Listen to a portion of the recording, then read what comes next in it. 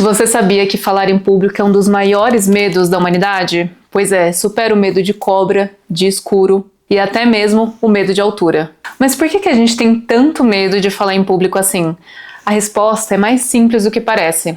A gente não tem medo de falar para as pessoas. Na verdade, a gente tem medo do julgamento. E para você que não me conhece, eu me chamo Bárbara, sou publicitária e falo sobre comunicação. Então, se você tem alguma dificuldade com a sua comunicação, aproveita para me seguir aqui. Esse nosso medo de errar, travar, esquecer o que dizer, tem muita ligação em parecer ridículo. Esse nosso medo não é só racional. Na verdade, ele é biológico. O nosso corpo entende que se um grupo de pessoas está nos julgando ou vai nos julgar, a gente entra naquele modo mais de desespero, aquele modo de sobrevivência. O coração dispara, a mão fica transpirando, a respiração fica mais curta, você fica mais nervoso, mais ansioso. Eu gosto muito da citação de um filósofo estoico, o Epicteto, que ele diz o seguinte: não nos perturba o que acontece, mas o julgamento que fazemos sobre isso. Ou seja, não é o palco que nos dá medo, mas o que a gente acredita que pode acontecer após a nossa subida no palco. O primeiro exercício que eu adoro fazer com os meus alunos é o seguinte: coloca no papel, escreve todas as piores possibilidades que podem acontecer com você quando você estiver apresentando algo, quando você estiver gravando um vídeo. Qual é o pior cenário?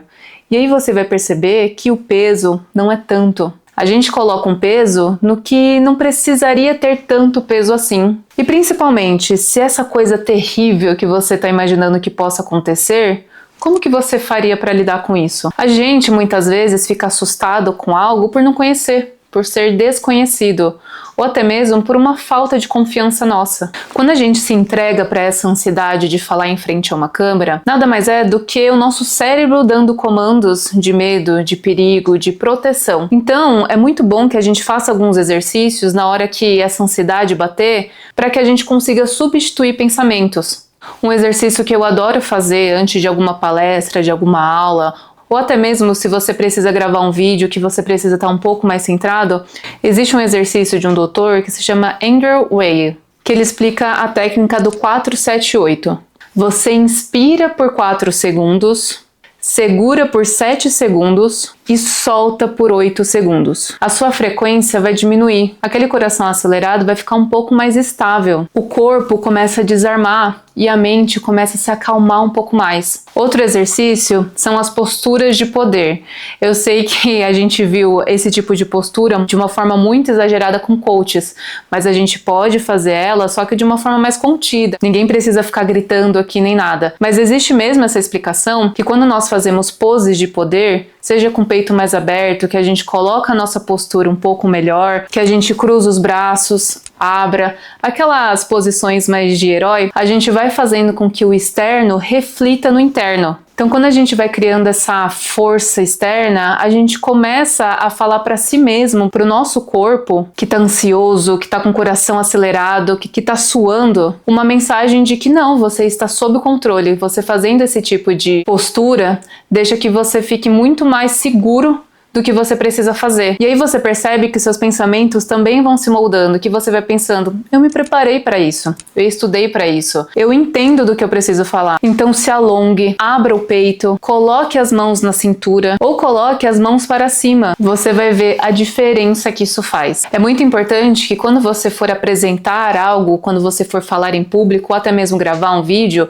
que a sua linguagem corporal também mostre isso. A gente tende a reprimir um pouco mais o nosso corpo, se encolher, ficar um pouco mais quieto, porque é isso. A nossa linguagem também reflete na linguagem corporal. Ou seja, é importante que você também pense e analise isso na hora de criar um conteúdo, na hora de falar. Então continue com essa boa postura, porque as pessoas notam como nós estamos através da nossa postura. Uma postura mais confiante faz com que as pessoas se sintam mais à vontade. Uma postura um pouco mais frágil, um pouco mais contida, faz com que as pessoas notem a sua insegurança. E aquilo que nós vamos começar a falar ainda em uma palestra, em um vídeo, acaba iniciando com mais ou menos credibilidade. E tem outro fator que vai além do nosso corpo, que é a prática. Você também tem que se olhar com um pouco mais de compaixão. Porque a gente olha para o nosso interno e pensa, nossa, como eu sou fraca, como eu não consigo falar na frente de tantas pessoas e tem tantos palestrantes que às vezes não dominam as mesmas técnicas que eu, não têm o mesmo conhecimento que eu, por que eu não consigo? Na verdade é porque talvez você não tenha prática. Muitas pessoas têm uma excelente comunicação, mas não necessariamente são pessoas com muito conhecimento técnico, por exemplo. Então é importante que você comece a se olhar com um pouco mais de compaixão. Por exemplo, você não tem essa prática, você talvez é a primeira, segunda vez, você deve ter apresentado alguma coisa ou outra no trabalho, ou na faculdade, na escola. Então, tudo que é novo para nós, a gente não domina, a gente não sabe. E é através da prática que nós começamos a dominar um pouco mais o novo. Por exemplo, quanto tempo você demorou para fazer bem um exercício? Quanto tempo você demorou para se formar? A gente se esquece dos processos. A gente acha que falar é uma coisa natural do ser humano. De uma forma ou outra, é natural que a gente converse com os nossos amigos, que a gente passe recados, mas de repente falar para uma câmera não é uma coisa natural. Falar para milhares de pessoas que estão nos assistindo é uma coisa que não é corriqueira e a gente precisa de um certo preparo para isso.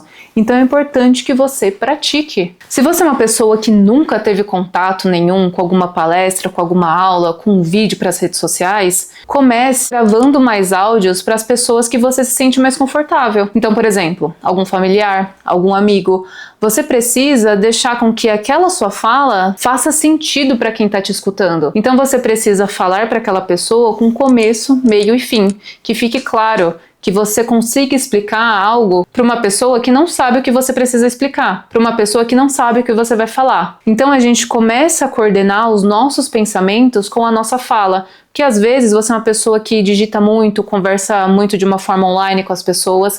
Então quando você coloca os seus pensamentos de uma forma organizada por um áudio, você começa a se escutar e se acostumar também com a sua voz, com seus trejeitos e pratica um pouco mais a sua comunicação. O segundo exercício que você pode fazer e é excelente é gravar vídeos seus, só para você entender um pouco mais como você é, o que você poderia melhorar na sua comunicação. Os melhores críticos que nós temos somos nós mesmos, porque somos os maiores.